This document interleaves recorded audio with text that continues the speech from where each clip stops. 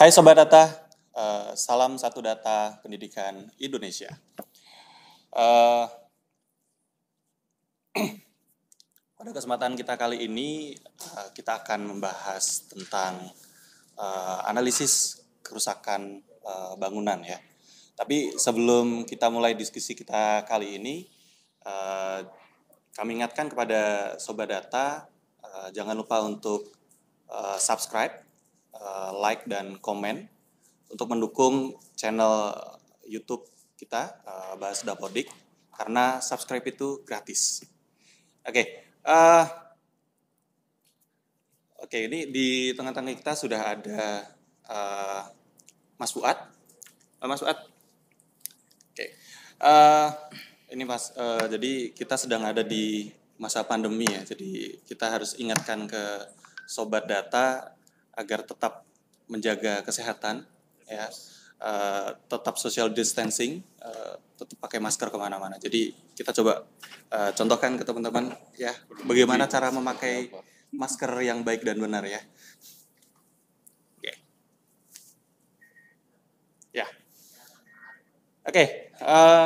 Mas Uad, jadi kita kan jadi di data Dapodik itu selain data satuan pendidikan, peserta didik, kemudian pendidik dan tenaga kependidikan dan substansi pendidikan, di dalamnya itu juga ada data tentang sarana dan prasarana.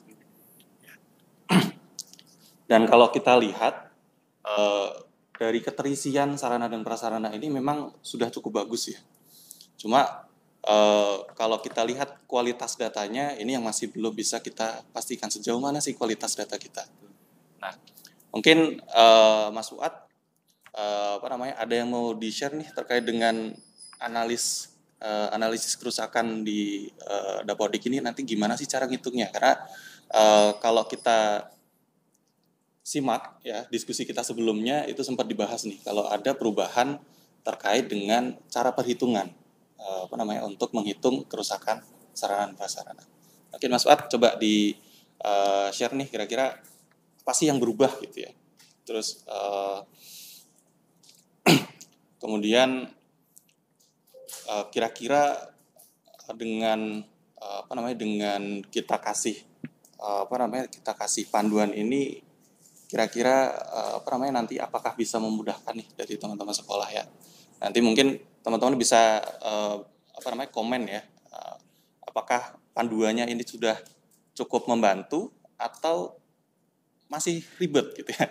Kalau masih ribet nanti mungkin Mas Fuad bisa coret-coret, kita udah sediakan ini whiteboard ya, bisa dicoret-coret nanti. Oke Mas Fuad. Ya, baik. Terima kasih Mas Tafis. Jadi memang kita ini mengalami sedikit permasalahan ya di bagian Sarpras ini, masalah sarana prasarana. Yang pertama terkait dengan, terutama itu terkait dengan bangunan. Nah, sebetulnya masalah sarana prasarana ini kita rencananya itu akan digabungkan antara DAK fisik tentang pendidikan, di mana kita ada SMendikbud nomor 46705 ya kalau nggak salah, 46705 itu pembahasannya adalah salah satunya adalah tentang DAK fisik, di mana di dalam DAK fisik itu sebetulnya diinformasikan juga cara menghitung tingkat kerusakan bangunan. Nah, supaya Dapodik ini sama-sama menghitungnya itu sama ya, artinya output juga tidak terlalu berbeda. Kemudian kita juga mengikuti aturan dari Kementerian PUPR, karena memang bangunan ini mau tidak mau sebetulnya secara tugas itu bukan tugasnya pendidikan, tetapi tugas itu sebetulnya ada di Kementerian PUPR. Namun memang dari Kementerian PUPR sendiri memberikan kisi-kisinya, kurang lebih seperti apa sih cara menghitung itu. Karena memang menghitung tingkat kerusakan bangunan ini gampang-gampang susah. Yang lama saja lumayan bingung cara menghitungnya seperti apa. Tetapi yang untuk analisis tingkat kerusakan bangunan yang sekarang ini sebetulnya lebih dipermudah karena ada pembagian masalah komponen struktur dan non struktur. Jadi yang struktural itu oke lah, artinya ketika ada masalah di struktural harusnya non struktural itu tidak perlu dihitung.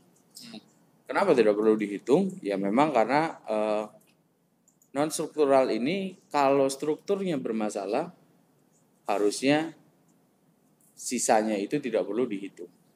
Udah otomatis. Karena sudah otomatis ya, pasti direhab, bangunannya sudah pasti direhab gitu ya. Kategorinya sudah rusak berat. Baik, melihat dari kondisi data sarana prasarana yang kita miliki tadi Mas Taufik juga sampaikan bahwa memang betul data Sarpras kita ini keterisiannya sudah mencapai keterisian yang kategorinya ini sudah baik lah. Sangat baik belum, tetapi baik. Nah, kita perlu tingkatkan juga dari segi keterisiannya, belum dari segi kevalidannya.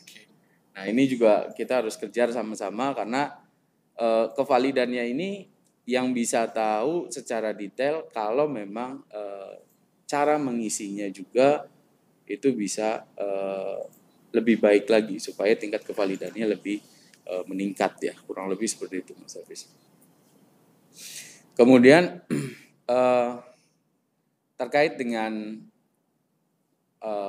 definisinya sendiri sebetulnya definisi tingkat kerusakan ini kan ada rusak ringan, rusak sedang, kemudian ada rusak berat. Kalau tidak rusak ya baik, tidak perlu dihitung gitu ya, tidak rusak ya baik gitu. Nah, prinsipnya intinya tingkat kerusakan ringan ini biasanya tidak terkait dengan struktur bangunan.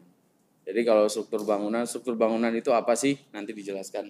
Nanti saya jelaskan sedikit berikutnya terkait dengan struktur bangunan. Kemudian kalau sedang seperti apa? Kalau sedang biasanya dia ada sedikit yang kena masalah struktur. Kemudian nanti masalah finishing dan yang lain-lain juga ada kendala juga. Nah ini memang yang menjadi kendala. Kemudian kalau berat itu yang paling beban terberatnya itu adalah ketika struktur sudah kena ya sudah. Sebetulnya tidak perlu dihitung lagi nanti. Pondasinya patah gitu ya. Betul. Jadi kalau pondasi patah dan segala macam itu. Kemudian komponen bangunan sendiri sebetulnya terdiri dari banyak ya, bukan sedikit komponen bangunan. Yang bisa dilihat kalau kita bagi antara struktur dan non struktur, yang struktur itu pondasi, kemudian kolom, kemudian balok, kemudian atap itu atap bagian atasnya bukan penutupnya ya. Kalau penutup atapnya itu bagian dari non struktur. Tapi kalau atapnya itu adalah struktur. Jadi kemudian kalaupun dia ada plester atau dak gitu ya. Dak itu bagian dari struktur. Kalaupun 2 lantai. Ya, itu kalau 2 lantai atau lebih. Atau 1 lantai, tapi struktur tanahnya ini biasanya yang labil. Oke, kayak contoh di gambut gitu ya. Ya, di gambut itu pasti biasanya model pondasinya itu kan berbeda dengan kita di yang biasanya gitu. Kalau biasanya pakai ceker ayam, terus kemudian langsung di atas tanah itu cukup langsung diratakan kemudian di keramik gitu. Nah, tapi kalau yang model di gambut atau di rawa gitu ya, di rawa itu modelnya pancang dulu si pondasinya, baru nanti di atasnya di dak. Nah, itu bagian dari plester atau plat lantai gitu ya, plat lantai. Nah, ini juga bagian dari struktur bangunan. Sisanya dari itu seperti dinding, kemudian penutup atap, terus kemudian kaca, pintu, jendela dan yang lain-lain itu adalah bagian yang non struktural, yang sifatnya penutup dari struktur tersebut. Nah, yang paling utama adalah pada saat melakukan penilaian kerusakan ya, penilaian kerusakan. Penilaian kerusakan ini kita harus berurutan ya, cara menilainya ini berurutan. Yang pertama atau sekuensial gitu ya. Yang pertama masalah pondasi terlebih dahulu. Pondasi, kemudian nanti kalau pondasi itu dicek ada kerusakan atau tidak. Kalau memang tidak ada kerusakan bisa dilanjutkan. Kemudian kalau ada pondasi mengalami kerusakan dan kerusakannya itu sudah masuk 30%, itu sudah masuk kategori rusak berat. Kalau struktural sudah masuk kategori 30% lebih, itu sudah masuk kategori rusak berat. Berarti contohnya gini, kalau sama ada bangunan ya, terus ternyata waktu kita lihat itu udah kelihatan nih miring. Ya. Itu masuknya kira-kira rusak ringan, sedang atau berat kalau dari fisiknya dia udah miring nih. Fisiknya sudah miring, sebetulnya bisa terlihat bahwa dia memang bermasalah di pondasi biasanya. Apalagi daerahnya itu daerah yang contoh lah tebing gitu ya. Daerah tebing atau daerah-daerah yang memang dia rawan dari segi pondasi ini rawan turun. Atau memang struktur tanahnya yang tidak bagus. Nah itu kalau dari luar saja sudah kelihatan miring, biasanya sudah masuk kategori rusak berat. Karena sudah rawan seperti itu. Dan biasanya itu yang paling sering kena itu adalah di pondasi. Pondasinya ya. Nah, pondasi sendiri di sini nanti kalau cara menghitung pondasi itu harus beserta dengan slope-nya ya. Nanti dijelaskan di bagian pondasi seperti apa. Baik kita ngomongin masalah cara penilaiannya atau alur penilaian kerusakannya terlebih dahulu. Alur penilaian kerusakan tadi pondasi, kalau pondasi dinyatakan rusak berat lebih dari 30% tingkat kerusakannya, boleh di skip. Yang lain tidak perlu dihitung. Karena sudah pasti kondisinya adalah rusak berat. Untuk apa dihitung berikutnya juga? Karena dihitung berikutnya otomatis ketika pondasinya rusak pasti direhab semua. Nggak mungkin pondasinya pondasinya saja yang direhab terus kolom kemudian balok kemudian atapnya nggak diperbaiki kan nggak mungkin gitu ya. Artinya ketika perbaikinya ya semua sekaligus gitu. Nah berikutnya ketika katakanlah pondasi tidak ada kerusakan, nah kita masuk di posisi struktur kolom, balok maupun lantai atau plat atau dak. Nah itu sebetulnya dihitungnya kumulatif dari tiga item itu, balok, kolom, sama lantai atau plat. Itu dihitung kalau dari tiga ini lebih dari 30% sudah masuk kategori rusak berat. Nanti dijelaskan satu persatu untuk masalah kolomnya itu seperti apa sih kalau ada kerusakan di bagian kolom, kemudian contoh-contohnya itu kurang lebih seperti apa. Nanti kita jelaskan lebih detail lagi gitu ya. Nah itu kalau sudah masuk kategori lebih dari 30%, ya udah. Stop dulu ya. Stop. Nggak usah dilanjutin. Tidak usah dilanjutkan. Kenapa? Karena memang percuma dilanjutkan pun pasti kategorinya ini harus direhab total. Biasanya kalau rusaknya sudah rusak berat ini kan bisa direhab, rehabnya kemungkinan besar adalah rehab total. Karena sudah pasti nih kayak nambal kolom, nambal balok ini kan nggak gampang gitu. Apalagi metodenya macam-macam ya, ada yang suntik lah, terus kemudian ada yang inilah. Nah itu kurang lebih seperti itu Mr. Fis. Jadi sobat data semuanya, jadi memang struktur ini menjadi poin penting di dalam bangunan. Berikutnya atap. Atap ini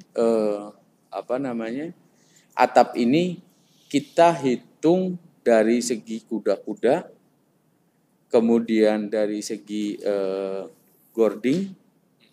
Gording itu kalau ada kuda-kuda gitu ya, kuda-kuda nanti dijelaskan ada kuda-kuda, terus nanti ada gording, ada knock, terus ada bawahnya lagi. Saya lupa. Saya sudah mulai pusing nih. Jadi sebenarnya kalau kita lihat dulu ya, waktu inputan Dapodik yang tahun-tahun kemarin itu kan banyak banget ya. Betul. Sampai 22 item Betul. kalau nggak salah ya. Betul, 22 item. Nah, kalau sekarang sebenarnya udah udah disederhanakan ya, karena dipisah antara bangunan, Betul. ruang gitu ya. Nah, tapi ternyata saya kira walaupun udah disederhanain, ternyata di bagian atap ini juga komponennya masih banyak ternyata. Komponennya betul banyak, komponennya banyak, tetapi nanti dihitungnya itu berbarengan semua. Oke.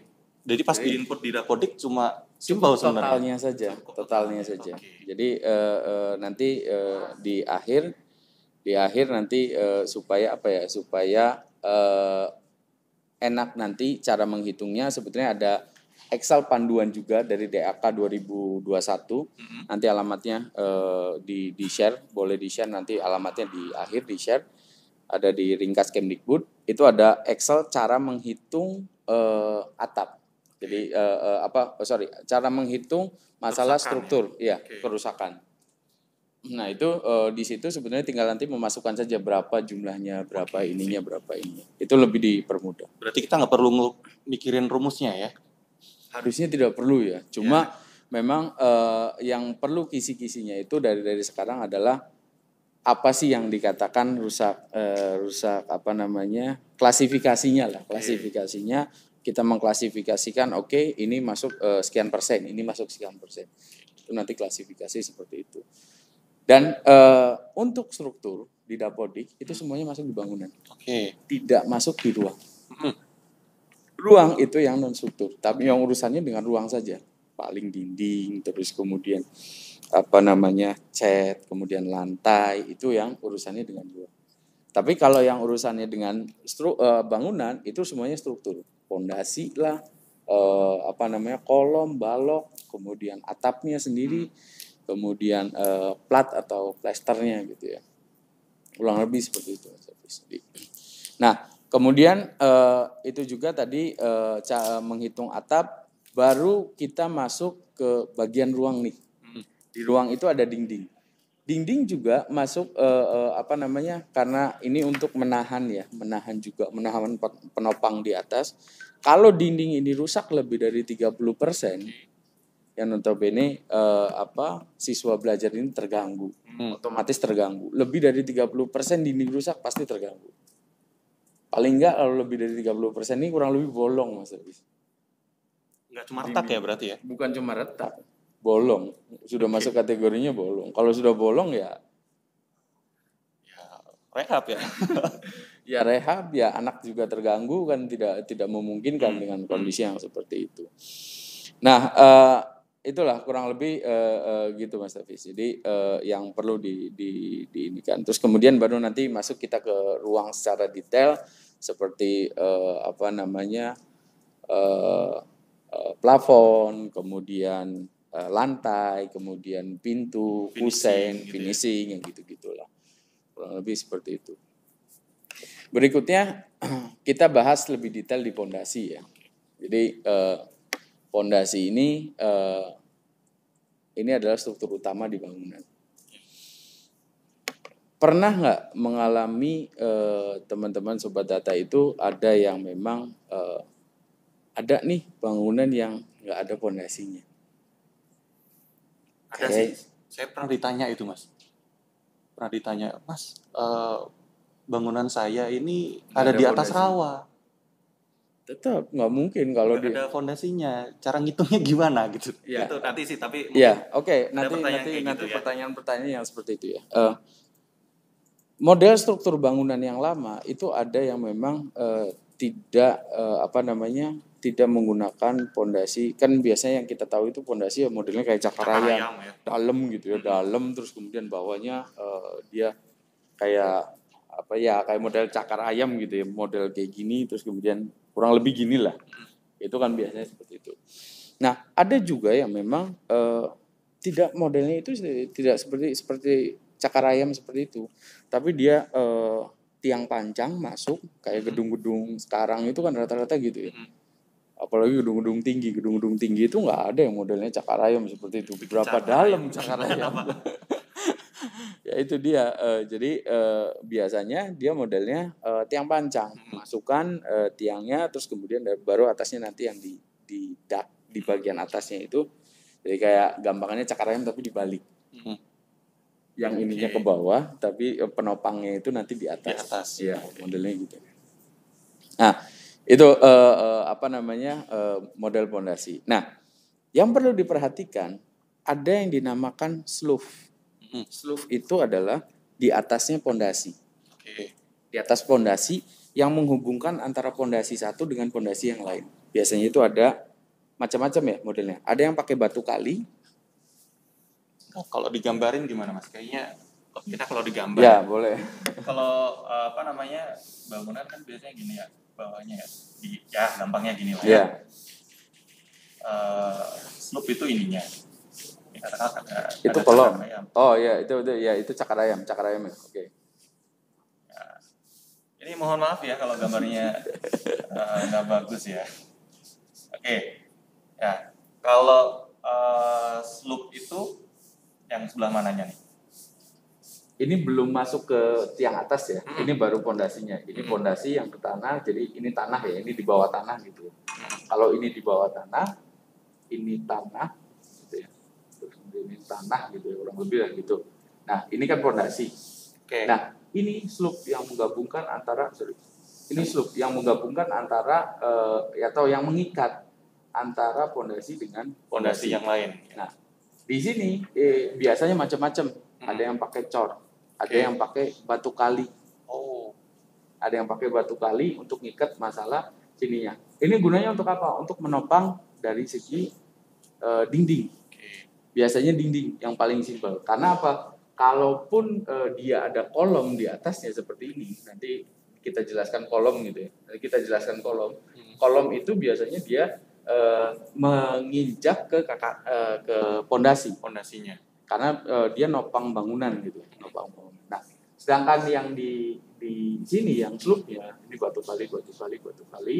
Ada yang batu kali, ada yang cor ya, macam-macam ya. Kalau sekarang rata-rata cor biasanya bangunan sekarang itu rata-rata cor.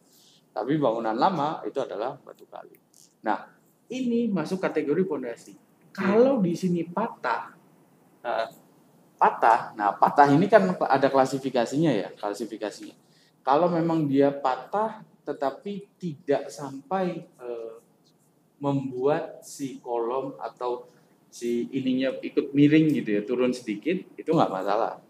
Itu masih kategori rusak ringan. Karena biasanya caranya pun dia biasanya cukup digali terus nanti dirapikan kembali gitu ya. Yang jelas jangan sampai ini patah. Apalagi bentuknya cor-coran. Kalau ini cor-coran, ini patah dan ininya turun. Turunnya ini lebih dari 1:250 dari luas penopangnya. Itu sudah masih kategori lebih dari itu masuk kategori rusak berat ya. Karena itu riskan bangunannya pasti turun dan ambrol, itu ambrol di atasnya. Karena ini kan penopang utama gitu. Kurang lebih seperti itu. Apalagi sampai misal di sini itu jurang gitu, bentuknya jurang kayak gini, ini kan rawan longsor gitu. Kalau ini turun ya udah selesai.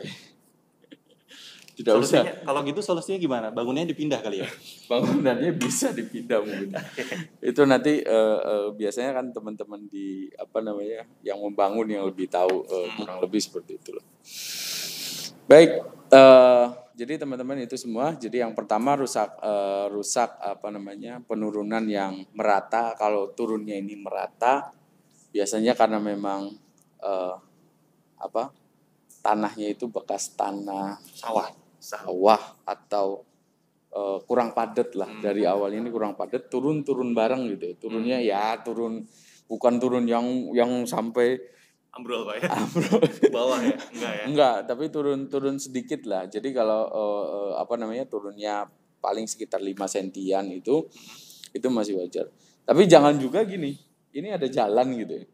Jalan terus Pak, dulu ini bangunan saya di sini. Di atas jalan gitu. Di atas jalan. Sekarang ini di bawah jalan. Berarti ini turun, Pak. Itu enggak, bukan masuk kategori turun. Karena memang jalannya yang naik, bukan bangunannya yang turun. Itu jadi jangan salah paham dengan kondisi itu. Itu yang perlu diinikan.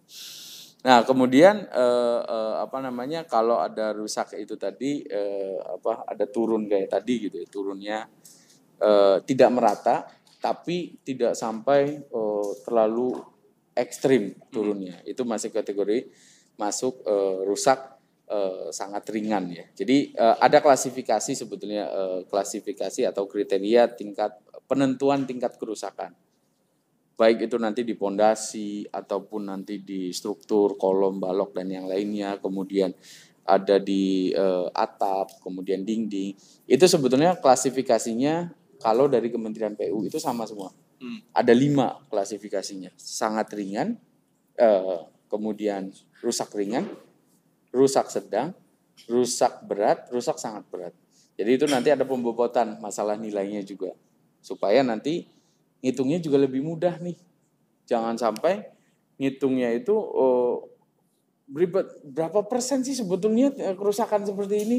Nah, itu nanti yang tadi dijelaskan ada Excel untuk membantu, untuk cara menghitung, membantu cara menghitungnya itu sebenarnya lebih dipermudah di situ. Dipermudahnya kita cukup masukkan itu tadi. Kalau pondasi itu sebenarnya tinggal milih. Kalau di Excel yang ada itu tinggal milih. Jadi kalau dari mungkin ada di paparan juga ya, di teman-teman di Sobat Data juga bisa melihat ada paparan. Jadi itu sebetulnya nanti jadi pilihan. Di Excel itu jadi pilihan. Tidak perlu lagi menghitung kalau pondasinya kayak gini nih kira-kira gimana, tinggal pilih saja. Jadi nanti juga ke depan di Dapodik juga mengikuti seperti seperti itu. Berarti nggak perlu saya ngitung nih yang rusak sebelah mana gitu ya. Ini nanti masuknya jadi rusak ringan, sedang, kalau apa. Dulu itu kan hitungannya memang persentase ya, yang di Dapodik persentase, dan kita tidak memberi, ya pokoknya tanyakan kira-kira kurang lebih seperti apa gitu ya. Kerusakan, Pak, kerusakannya ini, saya kerusakannya kira-kira 0,1% gitu ya. Itu kan nggak ini juga gitu, atau 1%, ya nggak bisa juga diperlakukan seperti itu. Makanya kita gunakan kriteria sekarang itu untuk pondasi kriteria. Kecuali nanti di bagian struktur ya, kolom, balok, itu memang itu harus dihitung berapa jumlahnya dan yang lain-lain. Nah, kalau memang klasifikasi tadi itu bentuknya adalah pilihan. Jadi kalau ada turun, jadi Sobat Data juga tidak kebingungan nih. Bagaimana cara menghitungnya. Nanti kalau dari Excel itu pilihan, di Dapodik juga insya Allah rencananya pilihan juga, karena kita juga lagi nunggu rilis nih sama-sama nih, Mas. Jadi kalau itu keluar, kemudian cukup nanti dipilih saja tingkat persentase kerusakan. Harusnya dengan perubahan cara menghitungnya tadi, kita cukup milih nih berarti ya. Betul. Jadi harusnya teman-teman nanti Sobat Data kalau mau menghitung itu cukup dilihat aja, kasat mata udah kelihatan berarti ya. Betul. Jadi ini bangunannya miring, tinggal dipilih aja kalau bangunan miring itu masuknya yang rusak apa gitu ya. Rusak berat biaya. Nanti otomatis kehitung berarti ya. Betul. Kehitung. Dan itu kalau memang judulnya bangunan sudah miring, ya sudah, sebenarnya tidak perlu dilanjutkan. Dan itu satu bangunan ya. Ruang yang ada di dalamnya itu semuanya pasti rusak berat. Jadi nggak sebagian, perhitungannya itu nggak sebagian, karena memang di DAK pun perhitungannya adalah bangunan. Bukan ruang. Di Kementerian PUPR pun demikian, tidak menghitung ruang, tapi menghitungnya adalah bangunan. Karena kalau rusak ringan itu kan sebetulnya itu bisa di handle sama sekolah sendiri. Pakai bos juga bisa kan kalau nggak salah peliharaan ya. Iya. Jadi kayak cuma cat kelupas kayak gitu kan boleh saja gitu, tidak masalah. Baik, berikutnya kita nanti masuk ke struktur ya. Jadi ada kolom, balok, kemudian luas plester atau bangunan. Ini mungkin di paparan juga nanti ada informasi terkait dengan pondasi, contoh-contoh pondasi yang turun merata seperti apa, turunnya miring seperti apa. Mungkin teman-teman bisa lihat juga di paparan. Jadi di paparannya itu di Sobat Data ya, sudah ada contohnya ya. Sudah ada contohnya kurang lebih. turun merata itu seperti apa, turunnya yang tidak merata itu seperti apa, lantai naik karena pondasi itu seperti apa, kemudian pondasinya longsor itu seperti apa, bangunan miring ada di paparan juga sebenarnya ada bangunan miring, kurang lebih kalau bangunan miring itu seperti apa, ya sudah masuk kategori rusak berat. Atau ada yang turun tidak merata juga sudah masuk kategori rusak. Oke, baik, kita berikutnya bahas masalah strukturnya nih. Dari pondasi naik lagi ke atas ke strukturnya, ke kolom, kemudian nanti dari kolom itu kita masuk ke ke balok juga, baru nanti ke plester gitu ya. Nah, di kolom itu apa sih? Kolom itu kalau digambarkan ini Mas Hafiz. Ini adalah kolom.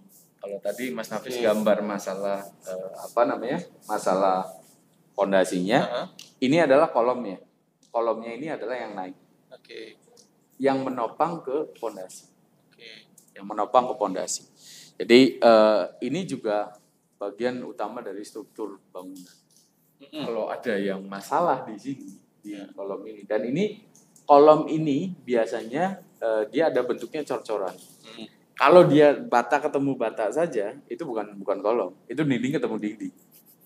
Jadi memang harus diperhatikan ya. Jadi kalau di ujung itu memang ada cor-coran, ada yang bisa mengikat. Kalau tidak ada yang bisa mengikat, itu bukan kolom. Atau memang ada gitu ya, ada rumah yang kolomnya itu tidak mesti cor-coran ya, tidak mesti cor-coran, tapi bukan dinding ketemu dinding begitu saja, bukan. Ada yang bentuknya itu dibuat dari bata. Biasanya bangunan lama itu kalau dia satu lantai dibentuknya pakai bata, tapi bukan dinding ketemu dinding ini. Biasanya dibentuk dibentuk kotak gini ya. Oh iya, pernah lihat tuh kayaknya di bangunan-bangunan lama ya. Ya, ini dindingnya gini. Ini dinding, ini kolomnya. Ini nggak ada cor-coran memang. Dia cuma kalau pakai bata biasanya bata 2 bata atau 1,5 bata gitu ya. Kurang lebih gitu. Nah, ini yang perlu diperhatikan. Ini bagian dari kolom bukan? Iya, bagian dari kolom. Karena dia menopang di atasnya. Menopang di atas. Nah, biasanya kalau bangunan baru saya rasa hampir tidak ada yang menggunakan ini. Itu biasanya bangunan lama sih. Bangunan lama. Jadi kondisi-kondisi ini biasanya kondisi bangunan yang lama. Karena biasanya kalau masuk ngomongin tingkat kerusakan juga ya bangunannya jarang lah bangunan baru terus kita ngomong masalah tingkat kerusakan gitu ya. Oke. Itu jadi Mas Hafiz yang perlu diperhatikan nanti di kolom seperti biasa sebetulnya karena memang aturan dari Kementerian PUPR juga kita klasifikasikan ada 5 juga sama. Jadi rusak sangat ringan, rusak rusak sedang, kemudian sampai rusak sangat berat. Gitu. Apa saja sih yang dirusak ringan, rusak sangat berat itu? Mungkin di paparan juga teman-teman nanti bisa lihat contohnya seperti apa, itu juga nanti kita cek gitu ya. Jadi kita cek juga nanti seperti apa item-itemnya gitu. Nah, kemudian rusak sangat ringan itu biasanya simple Mas. Jadi kayak ujungnya patah gitu ya. Atau apa bahasanya? Kalau bahasa Jawa sih susah bahasanya. Macam-macam bahasanya. Ya biasanya ujungnya patah gitu ya. Ujung sininya patah. Tapi bukan plesterannya yang patah. Si kolomnya memang patah gitu ya. Kalau plesteran itu kan dia cuma tutupan di luar saja. Dan biasanya kalau dia bentuknya cor-coran, ini hampir jarang di plester, cukup di aci ya. lagi ya. Dipakai semen tipis itu yang penting rata gitu. Karena memang ininya sudah bentuknya cor. Bentuknya juga cor. Gitu. Nah, itu treatmentnya juga lebih mudah biasanya kalau patah. Itu kategorinya rusak sangat ringan. Sangat ringan. Tapi kalau sudah mulai ada retak nih Mas Hafiz. Retaknya nanti Sobat Data juga nanti bisa melihat retaknya itu seperti apa saja yang contoh retaknya mungkin ada nanti contohnya di paparan. Di paparan itu dijelaskan masalah kurang lebih kalau retak rambut itu seperti apa sih. Kalau retakannya sampai sudah retakan besar itu seperti apa. Nah, klasifikasi itu yang nanti teman-teman atau sobat data harus tahu juga. Ini yang paling utama gitu ya. Nah, kalau retak rambut saja ya rusak ringan. Kalau retak rambut.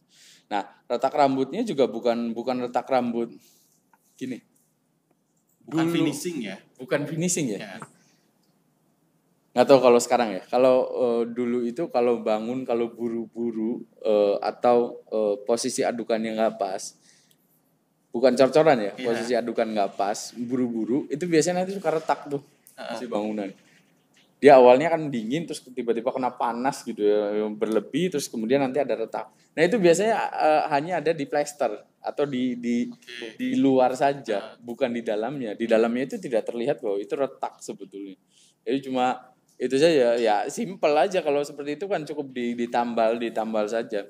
Dan biasanya jarang ditambal juga, dicat lagi aja. Dicat lagi juga ya rata lagi gitu, dan itu tidak akan insya Allah tidak akan merusak dari tidak mempengaruhi struktur ya berarti. Betul. Nah kecuali memang kolom ya, kalau kolom itu kan berdiri tegak dan dia terlihat gitu ya, terlihat. Kalau retakannya retak rambut sih masih kategori rusak ringan, dan itu pun tidak semua kolom yang terjadi demikian. Jadi tidak bisa digeneralisir ketika ada satu retak rambut terus kondisinya bangunan ini rusak ringan. Kalau rusak ringan iya pasti ya. Karena kalau sudah ada retakan satu itu pasti bangunan itu pasti sudah rusak. Apapun kondisinya ya. Apapun kondisinya, retak itu pasti sudah retak. Tapi tidak juga terus dimasukkan, wah ini rusak sedang nih atau rusak berat. Enggak juga. Kalau dia cuma satu kolom. Karena cara menghitungnya pun sebetulnya harus dilihat berapa kolom yang jumlah ada. Kolomnya ya. Jumlah kolomnya berapa. Jadi katakanlah kalau bangunan gini gitu ya. Ini katakanlah gini, ini ada berapa? 1, 2, 3 gitu ya. Ini 4, di sini 5, 6, 7, 8. Paling simpel biasanya kalau bangunan kotak dan kalau dia jaraknya pendek itu tidak mungkin kolom ketemu kolom. Kecuali memang struktur di atasnya memang perlu kolom lagi. Ya. Itu pun kalau dua lantai. Tapi kalau dia satu lantai, jaraknya itu misal 1 meter terus ada kolom lagi. Boros Pak ya? Kayaknya kok boros banget gitu ya. Dan biasanya jaraknya itu ya macam-macam lah, tergantung dari teman-teman di arsitekturnya gitu. Arsiteknya seperti apa. Biasanya standarnya sih antara 4 meteran gitu. 4 meteran, 3 meter sampai 4 meter. 3 meter sampai 4 meter terus ada kolom lagi. 3 meter, 4 meter ada kolom lagi. Karena apalagi sekarang ya. Sekarang itu kan kalau dulu kan pakai bata, sekarang itu kan banyak ya. Ada pakai hebel, ada pakai batako gitu ya. Itu kan tidak mesti semuanya urusannya dengan bata. Nah, kalau hebel dia biasanya lebih irit. Karena dia cuma ngikatnya kan simpel gitu ya. Yang penting si hebel ini kuat. Apalagi ada yang modelnya yang pakai dikasih pipa gitu ya ke sini, kasih pipa terus nanti hebelnya itu masuk. Itu lebih bisa jauh lagi kondisi kolom buat kolom. Tapi intinya itu tadi, kolom itu nanti harus dilihat ya. Jadi biasanya kalau bangunan sekolah kolom itu ya bisa dilihat di ujung-ujungnya. Jadi kalau ada bentuk ruang kelas gitu ya, atau ini bentuk bangunan gitu ya, bentuk bangunan gini, kemudian ini ada 3 ruang kelas, kolomnya itu biasanya di sini, di sini, di sini, di sini, kemudian di sini, di sini, di sini, sama di sini. Tergantung nih, ini berapa lebarnya. Kalau lebarnya dia 9 meter, biasanya suka ada di tengah-tengah. Satu lagi. Kalau dia lebarnya 8 meter, ini panjangnya 9 meter ya, ini lebarnya 8 meter gitu ya. bisa jadi ada di tengah-tengah di sini lagi. Karena dia untuk nahan di atasnya. Iya, nahan dindingnya. Gini. Jadi kalau dihitung berapa jumlah kolomnya ketika ada 3 ruang kelas kondisinya lebar ini, ya dihitung saja 1, 2, 3, 4, 5, 6, 7. 7 kali 3. Karena 3 sub kan. Tapi 3-nya ini 3 ini ya 7 kali 2 14 ditambah 1 2 3 4 11. 18 ya. 7 kali 2 14 tambah 4 18. Itu kurang lebih seperti itu. Tapi ini disesuaikan dengan beda-beda ya berarti ya, antar bangunan bisa beda ya, nggak harus 18 ya berarti ya. Nggak mesti. Nah, perhitungannya itu sebetulnya kalau ada yang rusak di sini, katakanlah rusak di ujung sini gitu ya. Rusaknya apa? Ya, harus tahu klasifikasinya. Retak rambut lah. Retak rambut berarti kategori rusak ringan. Singkat aja RR gitu ya. RR rusak ringan gitu ya. Oke. Rusak sangat ringan RS gitu ya, rusak sangat ringan, rusak ringan gitu ya. Rusak ringan terus kemudian ada lagi nih di ujung sini nih. Kondisinya retakannya sudah lebih dari 2 mm. Lebih dari 2 mm dan itu sudah terlihat retakannya itu jelas terlihat. Oke, kita masukkan ke dalam kategori rusak sedang. RS rusak sedang ya, berarti rusak ringannya apa? Rusak sangat ringan ya. RSR ya. RSR. Ya, ini untuk mempersingkat saja. Jadi ini rusak sedang gitu ya. Ini rusak ringan gitu ya. Rusak sedang, rusak ringan. Kemudian ada lagi nggak yang lain? Oh nggak ada Pak, cuma 2. Berarti 18 kan? Jumlah kolomnya itu 18. Ini harus dihitung. Dihitung 1, ini ada 1. Berarti kalau 1 dia rusak ringan, tadi ada klasifikasi. Klasifikasinya rusak sangat ringan, rusak ringan, kemudian rusak sedang, rusak berat, rusak sangat berat. Kalau dia rusak sangat ringan, komponen pengalinya itu adalah 0,2. Jadi kalau dari sini itu rusak sangat ringan ya. Kalau rusak ringan itu pengalinya adalah 0,4. Supaya lebih mudah sebenarnya ada di Excel. Di Excelnya itu sebenarnya sudah ada. Jadi cukup masukkan saja mana yang rusak sangat ringan ada berapa. Tapi supaya lebih jelas cara menghitungnya itu rusak sangat ringan di sini ada rusak sangat ringan pengalinya berarti tadi 0,4. Ini ada 1 kali 0,4 berarti 0,4 ditambah 0,6 rusak sedang ya. Rusak sedang itu 0,6 ditambah 0,6 dari dibagi 18 kolom. Oke. Persentasenya berapa? Ya tinggal dibagi aja 1/18. Oke. Nah itu berarti masuk persentasenya itu yang dihitung adalah ini. Jadi yang dimasukkan di Dapodik angkanya berapa? Ya 1/18 ini. Tapi itu nanti tinggal copy aja dari Excel ya. Betul, sebenarnya ya. Tinggal copy dari Excel. Jadi tinggal masukkan ini tinggal dimasukkan saja. Baik, berikutnya setelah kolom itu kita masuk ke balok ya. Jadi di kolom juga sebetulnya ada ada contoh-contoh juga nanti mungkin ada yang bisa di-share nanti di akhir ke teman-teman juga supaya bisa melihat juga. Nanti kita share juga mungkin dibantu sama teman-teman semua nanti untuk menge-share paparan ini gitu ya supaya bisa melihat contoh-contohnya itu seperti apa sih, ada beton terkelupas lah, kemudian betonnya miring gitu ya. Kurang lebih seperti itu. Kemudian berikutnya kita masuk ke balok. Jadi di balok itu balok ini posisinya di mana? Ini yang perlu diperhatikan. Balok itu posisinya yang menggantung di atas, bukan yang di bawah. Kalau di bawah ini kan tadi slope ya sebutannya. Slope itu bagian dari pondasi. Kalau balok itu yang saya ganti yang hitam ya supaya lebih gampang. Yang di atas di sini. yang di atas yang menghubungkan antara kolom dengan kolom. Jadi kalau ada bangunan gini gitu ya. Ini apa namanya? Ini kolomnya. Ini kolomnya gini, ini baloknya. Oke. Ini balok yang menggantung di atas dan dia biasanya ngikat antara kolom dengan kolom. Oke. Ditemukan kolom dengan kolom.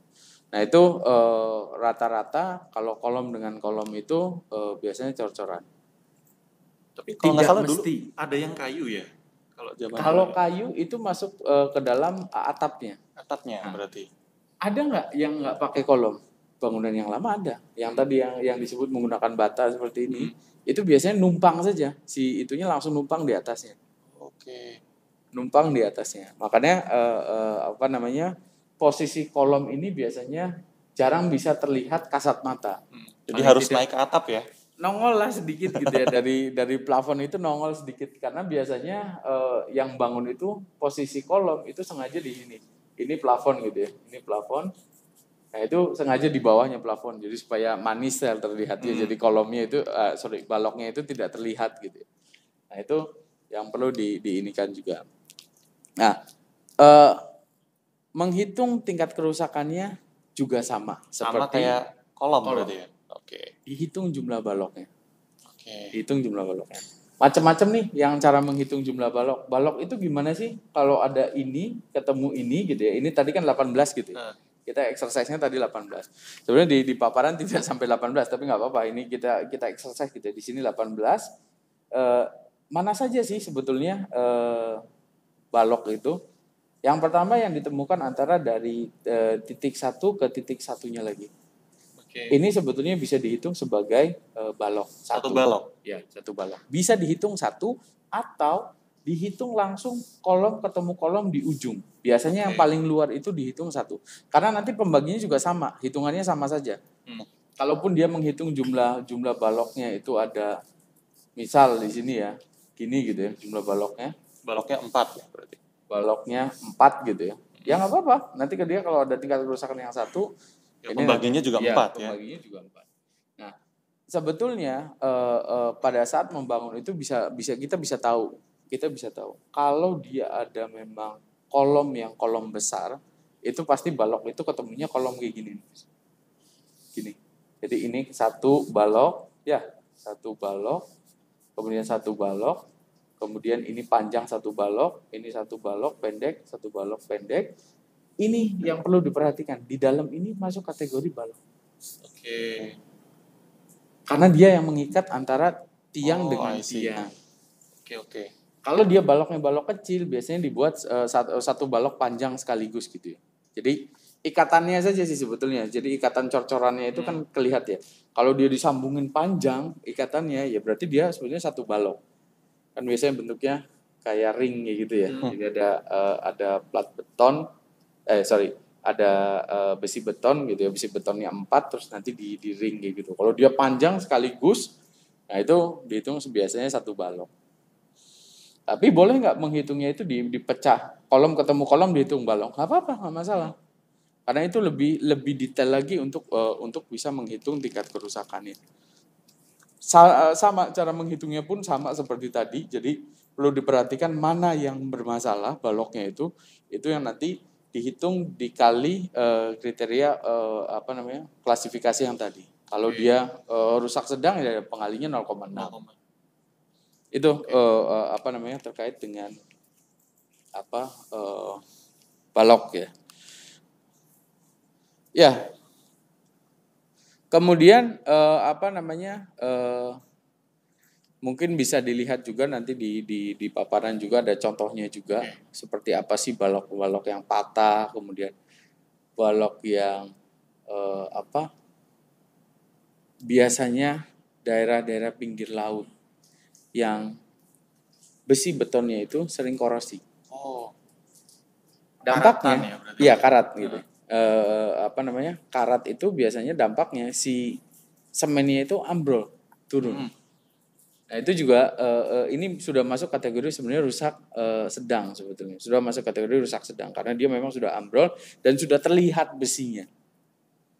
Sebenarnya kalau yang pinggir laut itu kalau nggak cepet dari besi masuk, apalagi sampai kena air laut gitu ya. Kalau sudah kena air laut kan sudah mudah korosi gitu ya. Terus kemudian kita masukkan cor-coran itu biasanya sering rapuh biasanya bentuk ini. Nah, contoh perhitungannya tadi sudah dijelaskan juga. Berikutnya ada lagi plat lantai. Plat lantai ini dak yang Itu tadi kalau diceritakan di yang awal. lantai 2 lantai ya berarti. Rata-rata yang 2 lantai. Tapi itu tadi yang dijelaskan di awal tidak mesti 2 lantai. Kalaupun bangunannya itu ada di tanah yang labil, biasanya arsitek bangunan itu biasanya menyarankan metodenya adalah pancang supaya di atasnya didak saja. Dan itu relatif jarang turun yang seperti itu. Relatif jarang turun. Tapi kalau dia bentuknya itu bangunan seperti di yang lantai yang rata-rata saja biasanya jarang ada platnya di bawahnya. Nah, itu dia dak-dakan juga sebetulnya sama bentuk kriterianya itu karena ini sebenarnya kan hampir sama ya antara kolom, balok dengan dak itu hampir mirip. Karena dia hampir sama semua. Yang tengahnya itu biasanya besi beton, tengahnya besi beton, terus kemudian dicor. Kurang lebih kayak seperti itu. Balok juga sama seperti itu. Apalagi dak gitu ya. Karena dak itu kan biasanya karena pembagi lantai biasanya butuh besi juga. Jadi hampir mirip lah kurang lebih. Kalau ada yang ambrol kayak gini, korosi kelihatan sampai besinya kelihatan ya masuk kategori rusak sedang. Tapi kalau sampai sudah lantainya itu apalagi terlihat melengkung atau bergelombang lah gitu ya. Nah itu sudah masuk kategori rusak berat. Rusak berat. Tapi rusak beratnya itu tadi tidak mesti ketika ada satu lantai. Ini kan dia bentuknya blok ya. Jadi kalau ada ruang di bawahnya, daknya itu biasanya satu di atasnya. Jadi kalau 2 lantai gitu ya, ada satu ruang, daknya itu dihitung satu dak. Kemudian ada ruang satu lagi di sini, katakanlah ini 2 lantai gitu ya. Kalau ini 2 lantai, daknya berarti berapa? 1, 2, 3. Kalau yang turun ini katakanlah sampai rusak berat saja, ini masih masuk kategori rusak sedang. Kenapa? Karena memang ini baru satu gitu ya. Baru satu. Jadi memang cara menghitungnya memang demikian gitu ya, supaya dipermudah juga. Kemudian berikutnya kita masuk ke atap. Ini yang tadi banyak komponen ya. Yang banyak komponen sebetulnya di atap itu. Jadi komponen itu macam-macam, ada kuda-kudanya. Kuda-kuda juga macam-macam nih. Kuda-kuda ada, kalau sekarang rata-rata pakai baja ringan ya. Baja ringan. Baja ringan biasanya karena lebih irit. Terus kemudian lebih mudah juga didapatkan karena kayu relatif sekarang itu lebih susah didapatkan daripada baja gitu ya. Baja ringan itu lebih mudah. Nah, ada kuda-kudanya. Kemudian ada lagi sebutannya gording. Gording ini kalau ada kuda-kuda gini ya. Atau kita balik ya, balik aja. Jadi kalau ada kuda-kuda gini ya. Sorry, agak miring dari sini. Inilah. Ini gitu ya. Nah, ini itu biasanya ada kalau dia pakainya kayu, ini ada kayu. Ini ada sebutannya gording. Ini yang menahan kaso. Kaso itu yang ke sini. Yang ke bawah. Yang ke bawah. Ini kaso. Ini yang nahan kaso. Penamaannya juga macam-macam nih. Tapi kita klasifikasikan ini gording semua. Karena orang biasanya di bagian atas, kalau orang tukang itu biasanya nyebutnya ini knop. Atau apa ya? Di Jawa itu macam-macam sebutannya. Ada hubungan, orang Sunda nyebutnya suhunan. Jadi macam-macam lah sebutannya. Yang paling atas itu macam-macam sebutannya. Nah terus kemudian ada yang paling bawah. Nah ini sebenarnya namanya beda-beda, tapi kita samakan saja karena ini sebetulnya gording-gording juga. Jadi dia nahan dari kuda-kuda ketemu yang untuk menahan kaso. Ini kaso. Ada lagi satu lagi komponen. Ini kan gording, ini kaso. Nah, kuda-kuda itu dihitung dengan gordingnya. Oke. Jadi kalau tingkat kerusakan gordingnya berapa, ya kuda-kudanya berapa gitu sekalian. Termasuk kaso dan reng itu disatukan. Reng itu yang gitu, yang bentuknya Iya, gini. iya.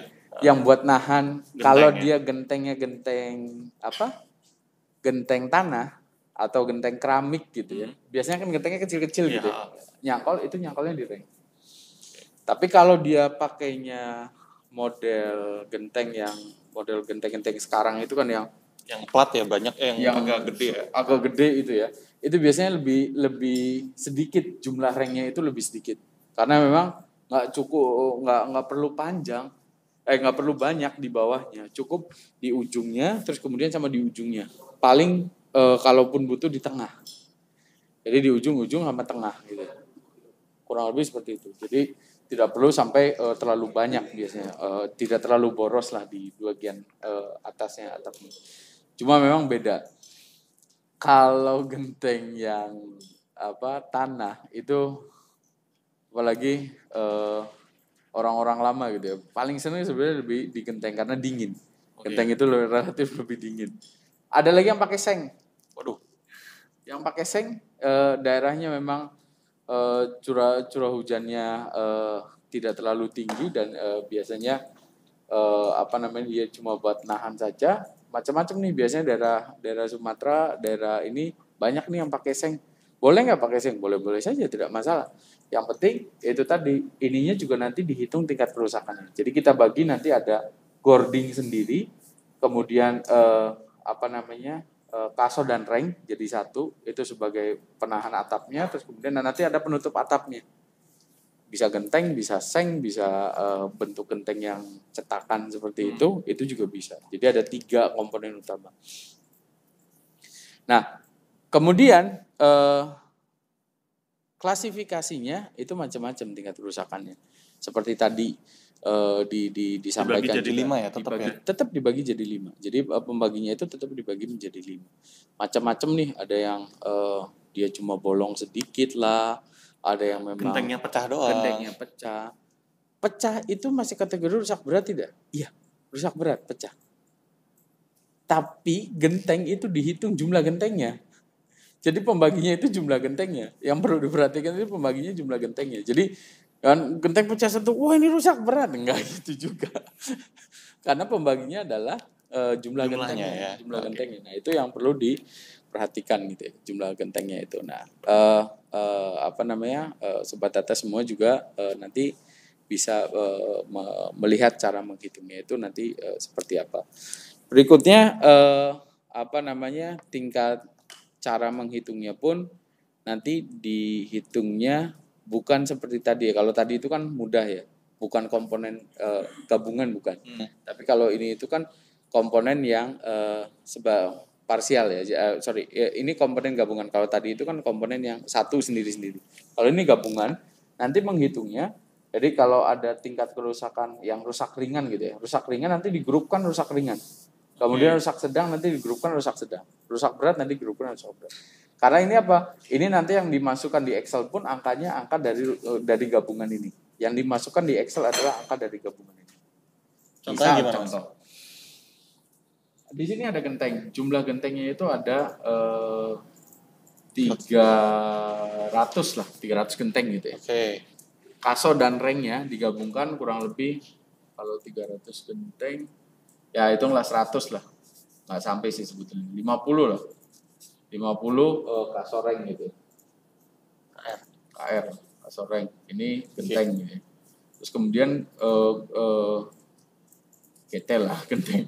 Terus kemudian ada gordingnya sendiri GR. Gordingnya itu dihitung kuda-kudanya kurang lebih gording kalau seperti ini. Kalau gentengnya 300 paling gordingnya 3 kuda-kuda nahan itu katakanlah 10 lah. Sama kuda-kudanya gitu. Nah, ada yang patah nih satu. Patah di mana? Di gordingnya. Di gordingnya itu patah, tapi satu patahnya. Kalau patah itu sudah masuk kategori rusak berat. Oke. Berarti nanti dimasukkan ke dalam kategori rusak berat. Kemudian genteng ada yang pecah satu, kita masukkan ke dalam kategori rusak berat.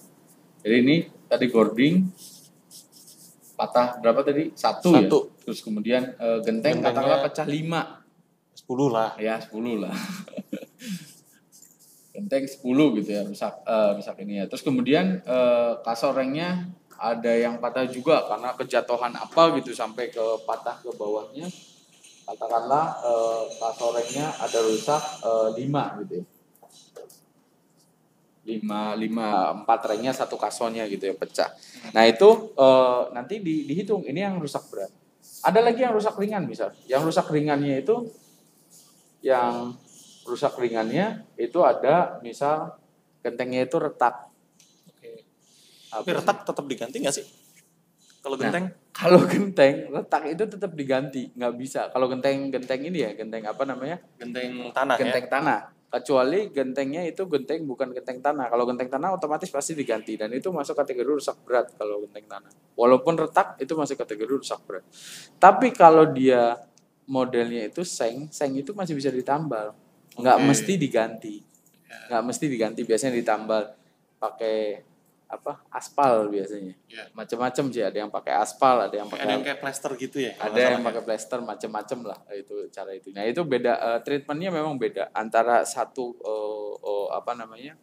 satu bahan dengan bahan yang lain itu treatmentnya beda. Makanya kalau tadi genteng itu dimasukkan rusak berat juga sebenarnya retak itu tidak masalah karena memang faktanya itu memang harus diganti. Kalau rusak ya ganti gitu. Nggak mungkin rusak terus kemudian genteng tanah itu ditambal pakai apa gitu kan, kurang lebih gitu. Katakanlah ada rusak ringan lah, cuma cuil.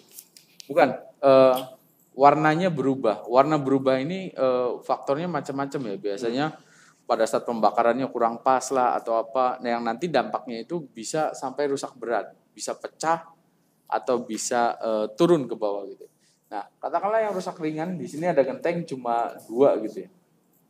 Kemudian kasorengnya ada 1, kemudian gordingnya ada 1 juga. Ada 1 juga gitu ya. Nah, ini juga nanti perlu diperhatikan juga. Jadi di sini nanti perlu diperhatikan yang rusak ringannya ini. Rusak ringannya itu nanti dihitung nih di sini. Ini dikalinya itu nanti terakhir. Yang jelas ini dibagi dulu 2 dibagi 300. Kemudian 1 dibagi 50, kemudian 1 dibagi 10. Ini ditambahkan. Baru nanti dikali 0,2. 0,4 rusak ringan. Kalau rusak berat itu kalinya 0,8. Ya, 0,8. Ini juga sama. 10 dibagi 300, kemudian 5 dibagi 50, ditambah 1 dibagi 10. Kali 0,8. Kali 0,8. Terus nanti dijumlahkan? Nah, dijumlahkan nanti dimasukkan ke dalam Excel-nya. Oke. Kalau mau dimasukkan ke dalam Excel, tapi kalau tidak dimasukkan ke dalam Excel, sebetulnya ini bisa langsung dihitungkan, tinggal dikali, yaitu tadi dikali 0,8, di sini dikali 0,4 dari perhitungan ini ya. Dari perhitungan ini sama perhitungan ini itu dikali 0,8, ini dikali 0,4. Nanti tinggal dijumlahkan. Hasil dari ini dijumlahkan dengan hasil dari ini. Oke. Kalau yang dimasukkan di Excel-nya gimana? Beda, nanti yang dimasukkan di Excel-nya itu cukup yang ditambahkan ini saja. Tidak perlu dikalikan. Oke. Karena nanti di Excel-nya yang mengalihkan sendiri. Tapi kita harus menggabungkan antara tadi genteng, kasoreng sama gordingnya sendiri. Oke. Itu kurang lebih. Oke. Ini tadi kita udah bahas nih tentang struktur ya berarti ya. Iya. Nah, jadi kita tadi udah hitung semuanya, tapi ternyata total kerusakannya itu masih di bawah 30%. Kita bisa lanjut. Masih lanjut? Lanjut. Kita harus melanjutkan. Lanjut ke dinding, kemudian lanjut ke finishing dan yang lain. Kalau memang tidak ketemu sampai 30%. Tapi nggak harus dicari sampai 30% ya? Iya, nggak mesti. Sesuai kondisi real ya? Sesuai kondisi real. Itu yang paling penting gitu ya. Jangan sampai nanti teman-teman sobat data, ini jadi 30% ya. Biar saya nanti gampang nih input di Dapodiknya, udah saya bikin 30% aja. Enggak ya? Nggak seperti itu ya. Oke. Ya, itu mungkin yang perlu diinikan ya, Mas Hafiz. Kemudian dinding juga nanti perhitungan dinding hampir mirip juga ya, perhitungan dinding itu hampir mirip juga seperti sorry. Kalau perhitungan dinding itu perhitungannya luas penopang dindingnya Di berapa persen yang berapa rusak? persen dari kerusakan dindingnya. Jadi kalau ada rusak ringan misal 2 meter persegi gitu ya. Dari luas penopang dinding keseluruhan dari seluruh bangunan itu ada 200 meter persegi. Berarti dia cuma berapa tuh? Gambar aja Mas kali Mas. Jadi kalau ada dinding di sini, dinding kan banyak gitu ya. Ini dinding Dinding 1, 2, dinding 3, 1, 4 2, biasanya 3, kalau 4. bangunan ya. Tapi ini harus dihitung kalau tingginya 3 meter, kemudian lebar bangunan ini 8 meter, berarti harus dikali nih, 8 kali 3. 24. 24 meter persegi. Oke. Meter persegi. Nah, kemudian kalau ada kerusakan di sini, misal segini gitu ya. Kerusakan ini di sini 2 meter, di sini 2 meter gitu ya. Dihitungnya nggak usah miring kayak gini, nggak usah. Dihitung kotakan aja supaya lebih mudah. Biar gampang ya. Biar mudah. Jadi kalau diagonal jangan dihitung garis diagonalnya berapa, nggak usah. Langsung aja dihitung kira-kira dari sini ke sini berapa meter, sini berapa meter. Nah, sini 2 meter berarti 4. Berarti 4 per 24 yang rusak. Oke. Tinggal nanti klasifikasinya. Dia masuk rusak sangat ringan, rusak ringan atau rusak berat. Kalau dia rusak berat nanti tinggal dikali 0,8. Gitulah kurang lebih gambarannya. Jadi luas penopangnya itu nanti dibagi untuk bisa menghitung persentasenya. Oke. Untuk mempermudahnya demikian. Tapi ini pun biasanya dinding ini kalau memang dia retakan-retakan kecil saja ya masuk kategori rusak sangat ringan. Berarti cuma finishingnya doang ya. Biasanya finishing gitu ya, cuma retak rambut yang gitu-gitu itu sebetulnya nggak sampai ke dindingnya, tapi kita masukkan ke dalam kategori rusak sangat ringan. Nah, kemudian berikutnya contoh perhitungannya itu tadi kita klasifikasikan per meternya berapa, meternya yang rusak berapa, kemudian kita berikutnya adalah plafon. Nah ini sudah masuk di ruang semua nih. Plafon itu ya sebetulnya relatif lebih mudah cara menghitungnya kalau plafon. Kalau kira-kira langit-langitnya sudah jatuh ya berarti rusak sangat berat gitu ya. Nah itu sebetulnya ada klasifikasinya, nanti teman-teman juga bisa ini karena itu lebih mudah kok menghitungnya daripada tadi. Yang paling ribet itu struktur sebetulnya. Paling ribet itu struktur. Kalau strukturnya itu aman, harusnya kesananya itu cara ngitungnya lebih mudah karena kasat mata, hampir rata-rata kasat mata semua. Sisanya itu kasat mata. Kemudian jendela, kaca, pintu, kusen juga sama. Nah ini yang perlu diperhatikan nanti karena jendela, pintu, kaca, kusen. Kaca ini termasuk yang paling ini. Kaca itu kalau retak dihitungnya rusak berat. Ganti ya? Karena ganti pasti. Konsekuensinya ganti, nggak mungkin terus ditambal gitu ya. Iya. Apakah masih bisa fungsionalitasnya itu bisa jalan? Bisa. Biasanya mau ditambal pun sebetulnya bisa. Cuma dari segi estetika itu nggak bagus lah, nggak enak dipandang gitu ya. Dari segi estetika ini nggak enak dipandang. Ini perlu teman-teman juga Sobat Data tahu semua ya. Artinya kaca yang itu yang perlu tadi, kemudian kusen pintu. Ini macam-macam nih. Kalau sekarang pintunya itu baja ringan ya, ininya kusennya. Macam-macam, ada yang bentuknya pakai aluminium, ada yang baja ringan, kemudian kusennya ya. Kemudian kalau pintunya sendiri biasanya ada pintu yang sudah jadi. Kalau kayu, kalau keropos ya keroposnya sedikit itu bisa masuk kategori rusak ringan ya. Karena biasanya treatmentnya pun cuma dicoak terus nanti ditambal lagi gitu ya, masih bisa ditambal. Didempul gitu ya? Ya didempul model gitulah kurang lebih. Tapi kalau modelnya yang pintu cetakan ini beda lagi. Beli baru. Biasanya seperti itu. Ya itulah kurang lebih. Kemudian nanti ada masuk di lantai juga sama nanti demikian. Cuma memang untuk lantai ini perhitungannya kalau dia cuma gores-gores saja masuk kategori rusak sangat ringan. Lantai gores. Lantai gores biasanya keramiknya itu digeser-geser mejanya kali ya. Nggak sampai gores dalam ya Bu. Itu kalau itu kan apa namanya, ya anak-anak geser-geser di meja itu kan udah biasa gitu ya. Bukannya seperti itu, tapi goresnya itu gores yang memang dia kena apa ya, kayak kena besi, kayak kena paku kayak gitu. Itu sampai dalam ya itu gores. Bukan cuma luarnya aja ke Kalau geser. luarnya doang lecet berarti ya. Lecet gitu ya, lecet. Kalau lecet kayaknya nggak masuk kategori rusak gitu ya, karena memang lantai ya memang tempatnya untuk digesek-gesek gitu ya. Artinya buat ini saja. Nah, rusak ringannya itu apa namanya? Sebetulnya hampir tidak ada ya rusak ringannya. Jadi kalau klasifikasinya itu langsung biasanya ke rusak sedang. Rusak sedang itu kondisinya yang memang ada yang pecahnya itu sudah terlihat gitu ya, pecahnya sudah terlihat, dan kalau diperbaiki itu bisa diplester sementara, bisa diplester, itu masuk kategori rusak sedang. Jadi nggak ada ringannya, langsung ke sedang. Rusak beratnya pecah. Atau lantai ini biasanya kalau kita buru-buru atau tukangnya itu buru-buru dan tidak padat biasanya. Kopong gitu ya. Kalau diketuk bisa. Iya, ketuk kopong atau terlalu padat. Justru kalau terlalu padat, si lantai itu bisa naik. Nggak ada rongga atau rongganya itu nggak bagus lah. Di lantai itu bisa naik.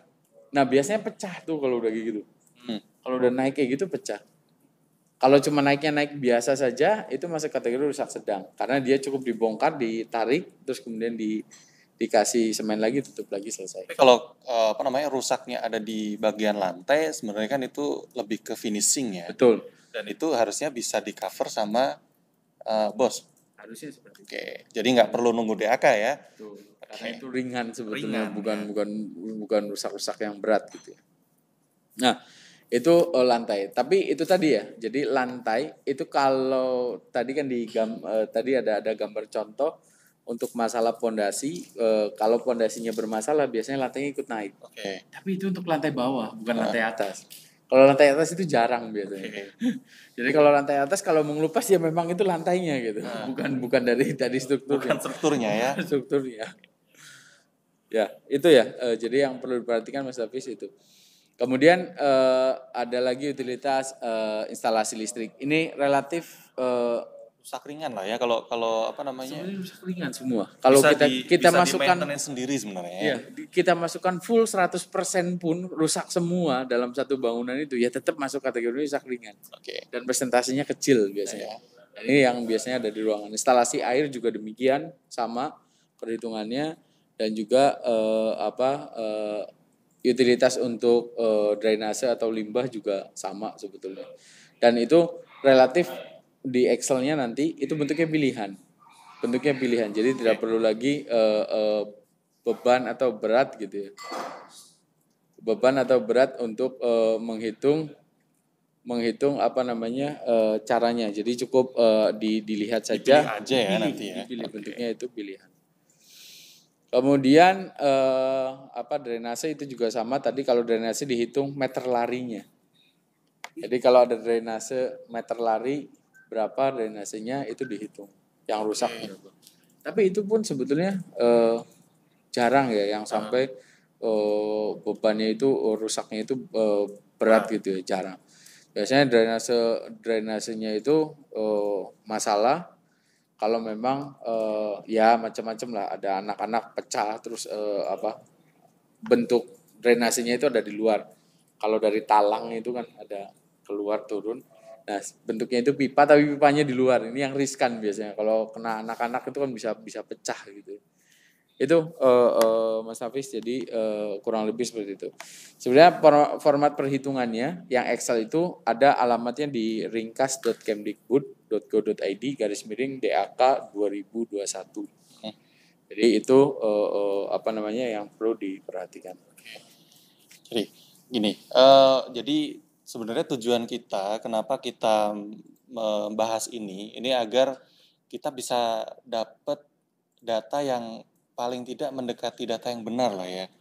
Jadi kita pengennya kalau dulu mungkin teman-teman di Sobat Data di sekolah ini apa namanya bilangnya, Pak, saya kan nggak ada dasarnya nih untuk menghitung kerusakan ya. Betul. Nah, sekarang kita kasih apa namanya clue-nya lah ya, agar paling tidak nanti yang diinputkan oleh Sobat Data di Dapodik ini bisa lebih apa namanya lebih valid gitu ya. Walaupun memang kalau kita pengen mengecek apakah benar valid seperti itu ya memang harus ada yang ngecek datang ke lapangan. Betul. Cuma setidaknya datanya kita bisa apa namanya dapat data dengan kualitas yang lebih baik.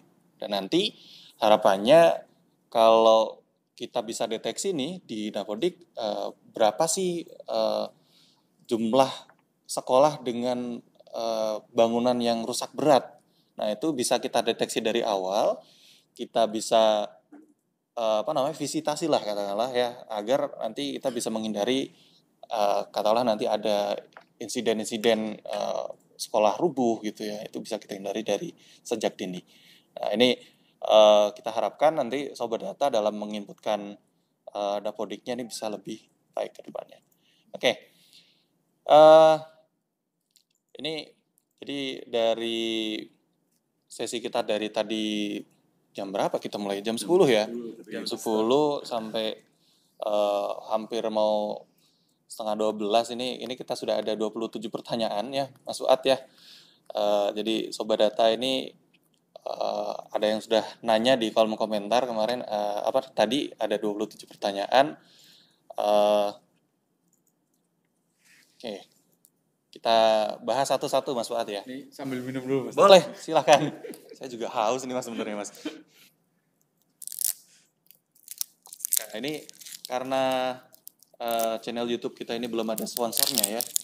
Jadi mereknya kita copot dulu.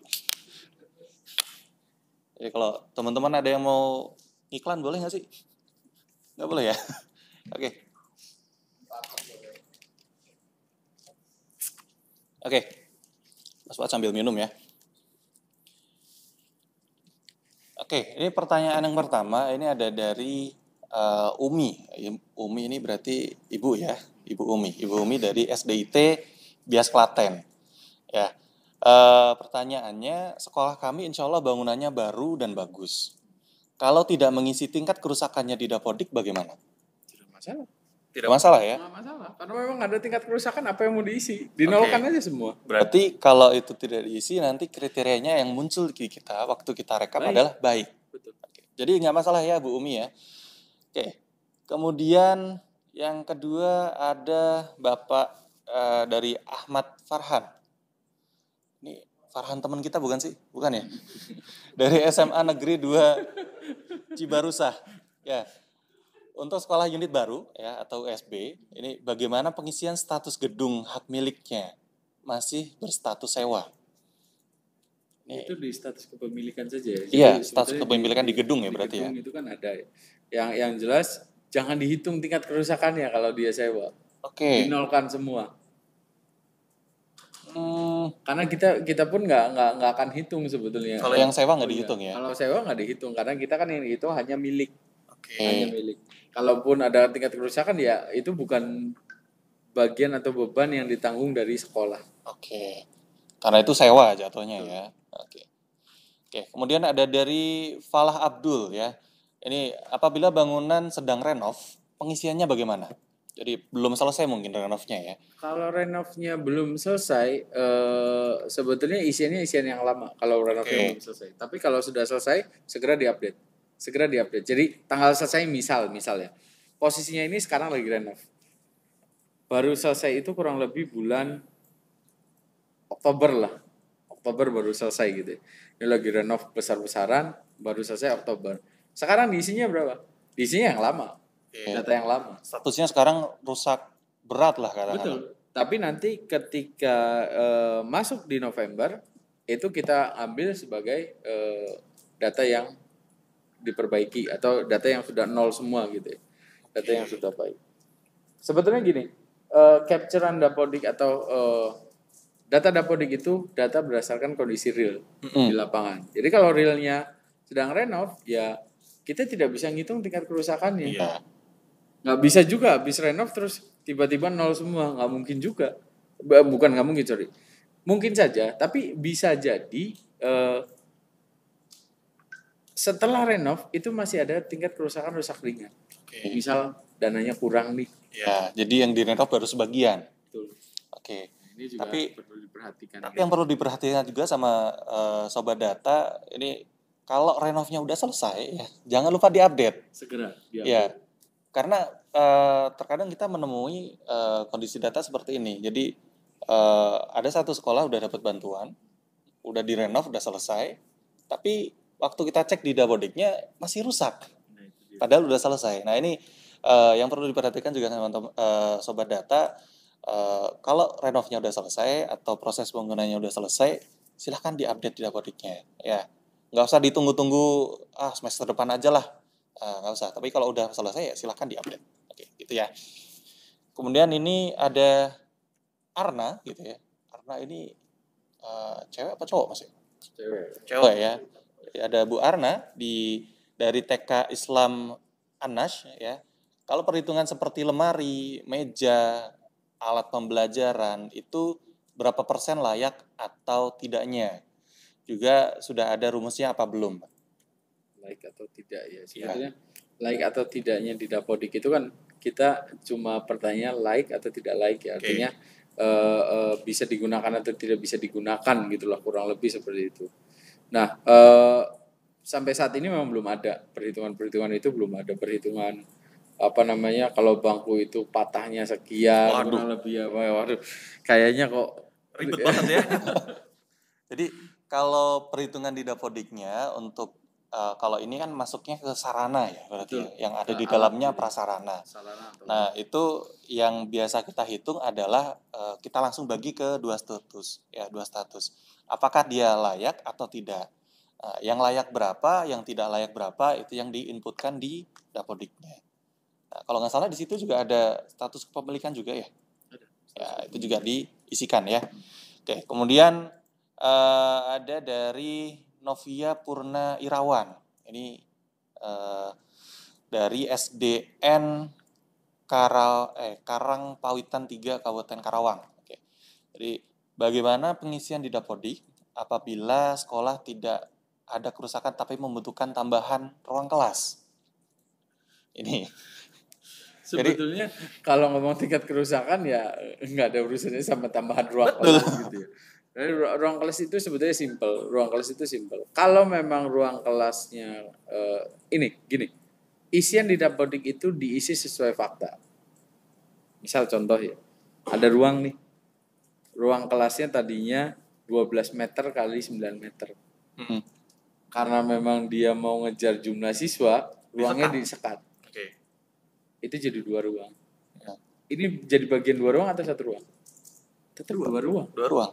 Tetap 2 ruang. Artinya dia yang memang memutuskan untuk dibagi ruang tersebut menjadi 2. Jadi kalaupun mau ya jangan dibagi 2 seperti itu, tidak dibagi 2 seperti itu.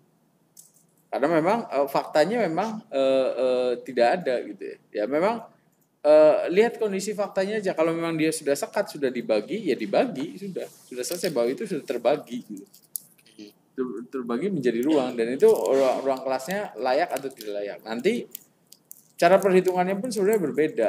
Kalaupun nanti mau melihat, kalau memang ternyata ruangannya 18 kali 9 gitu ya. 8 kali 19 18 kali 8 lah. Kalau kita bagi 2, ya benar 9 kali 8 ruangannya. Artinya sebetulnya nggak butuh ruang kelas kan. Tapi kalau dia ruangannya 10 meter kali 8 dibagi 2, berarti 5 kali 8 kan nggak masuk akal. Ruangannya berarti sempit-sempitan. Nah itu juga sebetulnya kalau kita mau melihat analisis itu sebenarnya sampai ke arah sana. Jadi nggak serta-merta terus, oh ini butuh ruang nih, ini butuh ini nih, nggak gitu juga gitu. Artinya nggak bisa terus mengusulkan saya butuh ruang gini. Tetap kita harus lihat dari segi datanya juga. Ya ini berarti tetap diisikan sesuai dengan kondisi real di lapangan ya. Nah kadang saya kemarin nemu kayak gini Mas, ada bangunan panjang dan lebarnya ini agak aneh. Dia ruang kelas tapi panjang lebarnya ini katakanlah lebarnya 5 tapi panjangnya cuma 3. Tapi di situ bangunannya banyak, ruangannya banyak. Biasanya Iya. disekat-sekat seperti Nah itu. ini mungkin yang jadi perhatian juga untuk Sobat Data, perhatikan isiannya ya. Diperhatikan katakanlah panjang lebarnya itu diperhatikan benar-benar, karena kalau nanti nggak sesuai ya kita juga akan tandai itu tidak wajar ya. Betul. Kalau kita mau hitung kerusakannya agak susah juga nanti ya. Karena 1 kali 2 meter jadi ruang kelas kan nggak mungkin kan, itu berarti toilet gitu kurang lebih Iya, seperti toilet itu. Oke, Bapak Ibu, Sobat Data ya. Ini kebiasaan memanggilnya Bapak Ibu nih. Jadi Sobat Data ini kita sudah ada link ya. Ini ada materi unduhan, bisa di download di bawah sini, ada materi unduhannya ya. Nanti bisa diakses sama Sobat Data. Jadi kalau tadi ada yang masih belum jelas sama gambarnya Mas Fuad ya, itu nanti ada gambar yang lebih jelas di paparannya.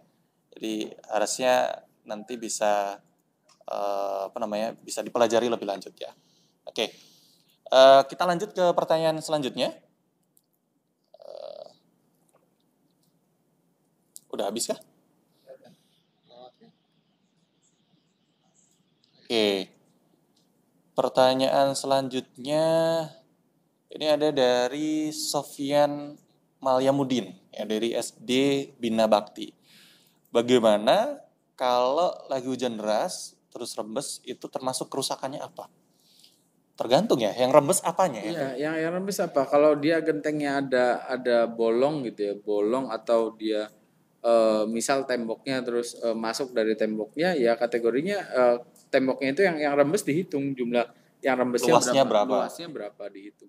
Dan kalau rembes itu kalau di tembok rusak sangat ringan kalau di tembok. Tapi kalau di genteng ya rusak berat. Ya bocor, Pak. Bocor, iya pasti kan bocor. Iya. Terus kemudian kalau di plafon kalau dia ketetesan terus-menerus kan bisa bolong ya. Ya, biasanya. Antara bolong atau warnanya berubah. Ya. Oke. Tergantung sih sebetulnya, tergantung material. Kalau materialnya itu triplek biasanya agak kuat nih. Ya. Karena tetesan-tetesan juga kuat. Tapi sekalinya banyak gitu ya. Sekalinya banyak dia Langsung ambrol gitu ya, atau turun atau jatuh gitu ya. Nah, itu tergantung material. Tapi kalau materialnya kayak contoh kalau sekarang kan ada GRC, ada gipsum gitu ya, model gitu-gitulah. Nah, itu kalau tetesin terus kan biasanya bolong, jadinya itu kelihatan bolong. Jadi nggak bakal ambrol ke bawah tapi bolong. Iya, biasanya nggak ambrol ke bawah tapi bolong. Oke. Ini ada pertanyaan selanjutnya dari Pak Mugi nih berarti ya. Mugi ini kan berarti bapak-bapak ya biasanya ya. Dari SMK Mulia Kencana, Lebak, Banten. Bagaimana cara menghitung atap yang penyangga atapnya retak? Penyangga atap itu ke kolom atau? Kolom. Kalau penyangga atap itu kan kolom ya. Kalau kolomnya bermasalah ya dihitung aja jumlah kolom yang bermasalahnya gitu ya.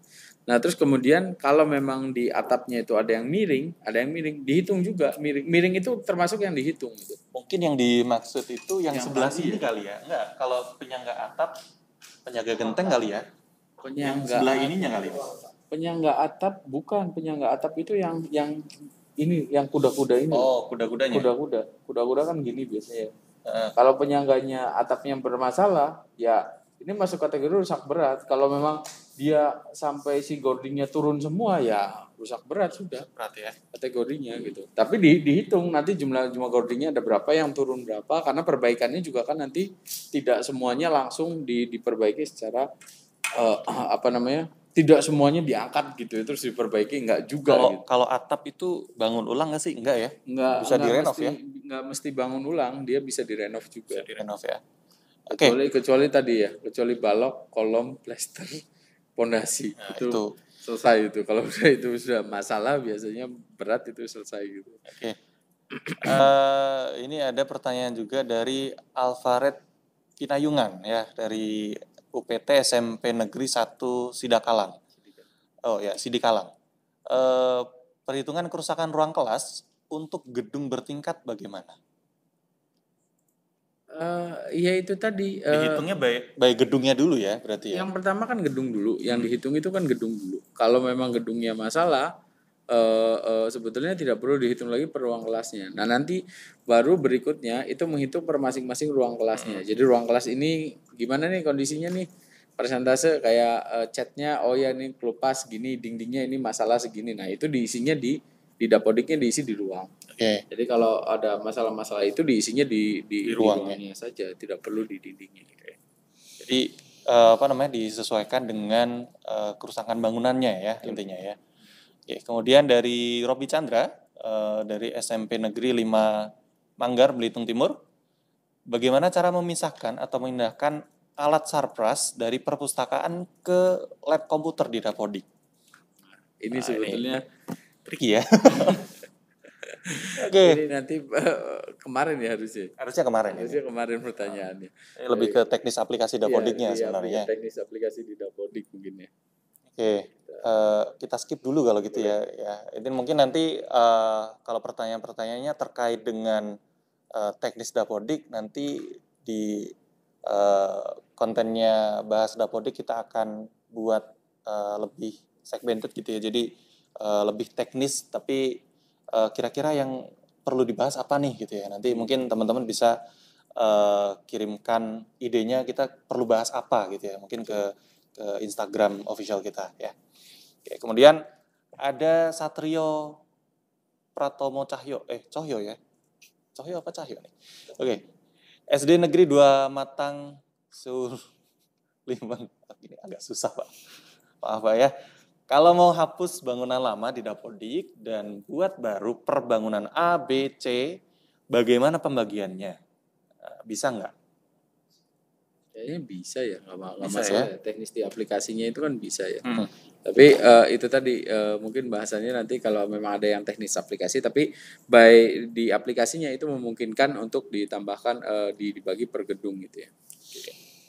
Jadi ada di mungkin penjelasan detailnya nanti ada di FAQ-nya Dapodik ya. Di FAQ Dapodik juga sebetulnya ada. Di manual juga ada juga. Jadi Di boleh manual ya. ya. Jangan lupa baca, oke ya. Kita budayakan baca dulu baru tanya ya. Jangan tanya dulu baru baca, oke. Oke. Kemudian ada Laga Pratama. Kalau untuk ruangan full unsur kayu, analisa kerusakannya apakah sama dengan beton? Ya, tentunya beda ya. Beda ininya ya. Jadi kalau di beton itu kan ada istilah beton terkelupas, kemudian strukturnya terlihat. Kalau di kayu itu kalau dia patah, kalau dia patah dia rusak berat. Tapi kalau dia dia cuma kena sobek gitu ya, yaitu masuk kategori rusak sedang gitu ya. Nah kalau di kayu itu ada istilah istilah retak nggak? Kayaknya kok nggak ada di kayu gitu ya. Kalau retak ya beda klasifikasinya. Kalau retak biasanya patah kalau kayu itu. Kan kayu ini kan terbagi ya. Ada kayu terus ada model bambu gitu ya. Kalau kayu itu kalau sudah retak itu biasanya patah. Oke. Ini itu masuk kategori rusak bisa rusak berat gitu ya kalau. Oke. Pertanyaan selanjutnya ini ada Al-Mahdi dari SMK Bina Karya 1 Mentok. Apakah penilaian kerusakan ini sepenuhnya menjadi tanggung jawab operator dalam pemeriksaan kerusakan seluruh bangunan? Nah ini, monggo Mas Fuad dijawab nih. Ya, sebetulnya kalau di aturan yang di DAK itu sebetulnya aturannya dibantu oleh Dinas PUPR ya, Tapi apakah setiap daerah ini semuanya melaksanakan semua, itu juga kita tidak tahu juga kondisinya per masing-masing daerah, karena itu kan tanggung jawabnya dari masing-masing daerah. Nah yang perlu diperhatikan kalaupun tidak ada bantuan dari sana, kita kasih kisi-kisi dari awal nih, kurang lebih gimana sih cara menghitungnya. Syukur memang dari Dinas PUPR setempat atau Dinas Pendidikan lah, misal Dinas Pendidikan ini menggandeng atau meng-hire konsultan atau SMK pembangunan gitu ya, itu boleh-boleh saja dan itu sah-sah saja gitu, itu lebih ideal. Nah tujuan salah satu konten ini gitu sobat data semua, berarti kita ini supaya bisa menghitung lah kurang lebih, menghitung manual itu seperti apa sih kurang lebihnya. Jadi mungkin nanti Pak Mahdi dan sobat data ini nanti bisa koordinasi dengan Wakasarpras ya. Biasanya kalau di jenjang yang SMP, SMA, SMK itu biasanya ada Wakasarpras. Jadi silakan berkoordinasi dengan penanggung jawabnya masing-masing di sekolah. Nah, ini juga nanti yang perlu perhatian, ini kan ada sekolah negeri dan ada sekolah swasta gitu ya. Kalau sekolah swasta biasanya tanggung jawabnya sepenuhnya ada di yayasan. Kalau syukur-syukur yayasannya bisa meng-hire ya, paling enggak kalau enggak konsultan, tukang lah paling enggak biasanya bisa tahu gitu ya kalau tukang. Kalau apalagi sampai naik-naik ke atas-atas gitu ya. Di next aja Mas yang ini Mas. Oke, kemudian ada dari Nur Zakiyah dari SMA Muhammadiyah Martapura. Masuk kategori apa? Apabila cat sekolah sudah pudar dan terkelupas dan ada beberapa bangunan retak permukaan sehingga bangunan tersebut terasa goyang. Ini tergantung sebetulnya. Yang pertama yang perlu diperhatikan adalah kalau catnya jelas, kalau cat itu sudah mulai pudar, biasanya karena memang gembur gitu ya, kondisinya memang ini. Nah itu bisa masuk kategori, kalau untuk catnya itu kategorinya rusak ringan atau rusak sedang ya, tergantung dari luasan dari kerusakannya. Kemudian untuk kondisinya ini, bangunan ini terasa goyang itu. Kalau dia 2 lantai terasa goyang, itu biasanya bermasalah di balok atau bermasalah di ductnya atau di plat lantainya. Kalau plat lantainya itu bisa masuk kategori rusak sedang juga. Nah, yang perlu diingatkan lagi, kalau memang goyang dia 1 lantai, kayaknya kok di pondasi gitu ya, seperti itu. Nah itu perlu dicek mungkin bahwa pondasinya ya. Untuk mengamankan sih memang kita harus ngecek pondasinya itu seperti apa ya. Tapi kalau dia cuma goyangnya itu dua lantai gitu, atau misal strukturnya kayu terus dia goyang, nah itu wajar ya biasanya. Itu wajar biasanya. Tapi sebatas mana kewajarannya itu juga nanti perlu dicek juga. Dia kalau kayunya cuma pancang kayak gini terus ini kan bisa goyang-goyang gitu. Nah ini jadi isu juga. Kalau dia dikasih penahan lagi, ya itu beda lagi nanti. Itu mungkin. Oke. Ada dari Pak Riza Salim dari SMP Ki Hajar Dewantara Makassar ya. Apakah pada Dapodik versi ini bangunan harus dibuat gambar atau sketsa kerusakan atau keseluruhannya? Kayaknya enggak ya. Kita selama ini juga di Dapodik belum pernah minta data berupa gambar ya kalau nggak salah ya. Jadi kalau Bapak sobat data kira-kira untuk mempermudah lah ya, katakanlah untuk mempermudah untuk penginputannya perlu digambar sketsa, monggo disimpan di teman sobat data ya. Tapi kalau di Dapodik kita tidak mendata itu. Oke. Kemudian ini ada Irmawati SD Negeri 1 Sabang.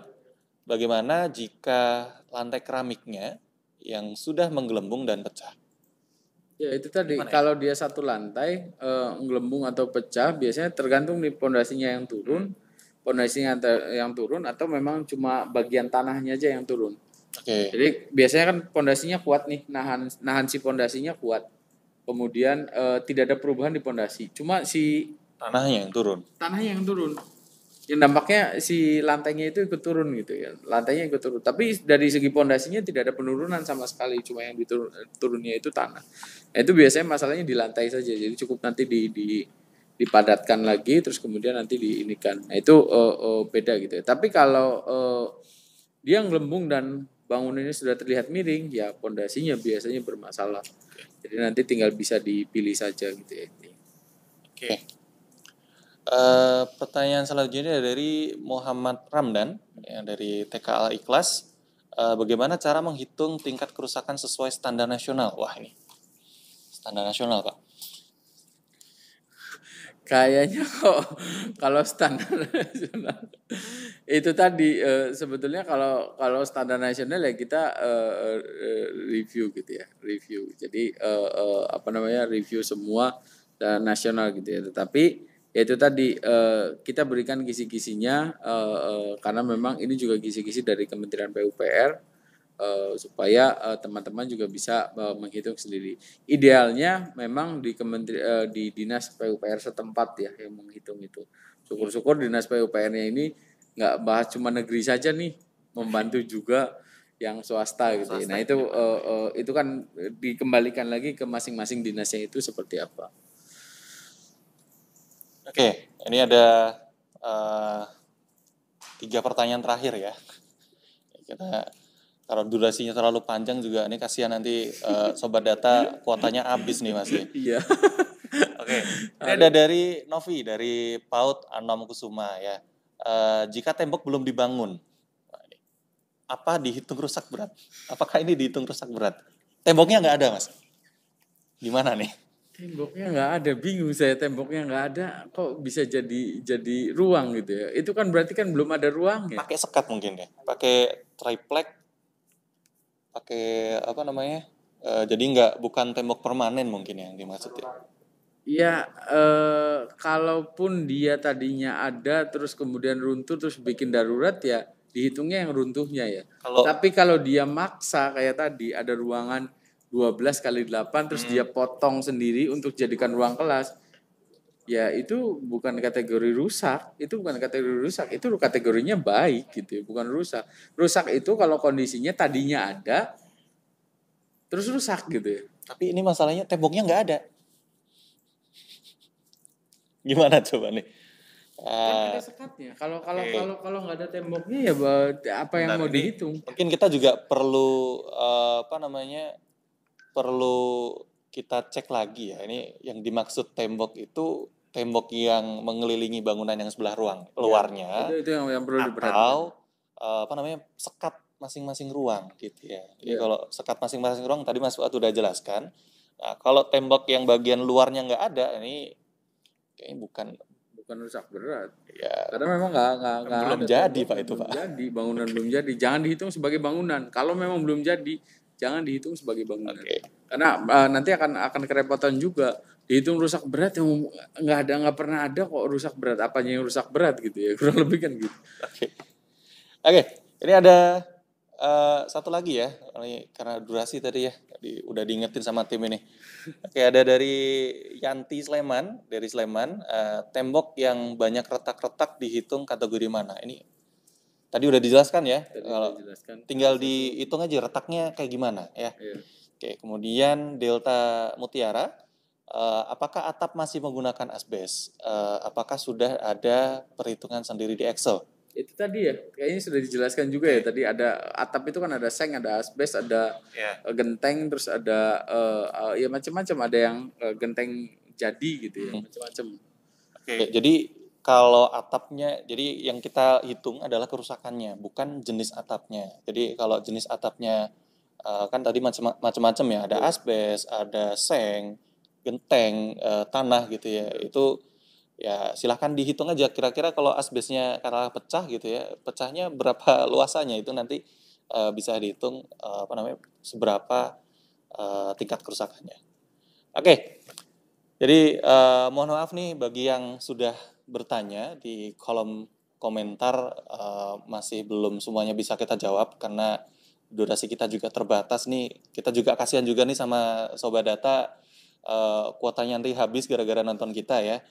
Jadi kita cukupkan dulu sampai di sini. Terima kasih banget Mas Fuad nih sudah meluangkan waktu untuk ikut di kita untuk nimbrung di channel kita ini. Oke, Sobat Data, sebelum kita tutup ini saya ingatkan sekali lagi ya, kita butuh dukungan nih dari Sobat Data nih agar kita bisa terus maju ya untuk bikin konten-konten yang lebih bermanfaat nanti untuk Sobat Data. Jadi jangan lupa like, komen, kemudian subscribe ya. Karena subscribe itu gratis ya. Ini kata teman-teman, subscribe itu gratis ya. Cuma tinggal klik aja ya. Terus jangan lupa ini dinyalakan tombol loncengnya ya agar nanti kalau ada update-update terbaru dari kita itu bisa teman-teman Sobat Data bisa dapat notifikasinya. Nah, terakhir kami ingatkan kepada Sobat Data tetap jaga kesehatan ya, tetap bersocial distancing ya.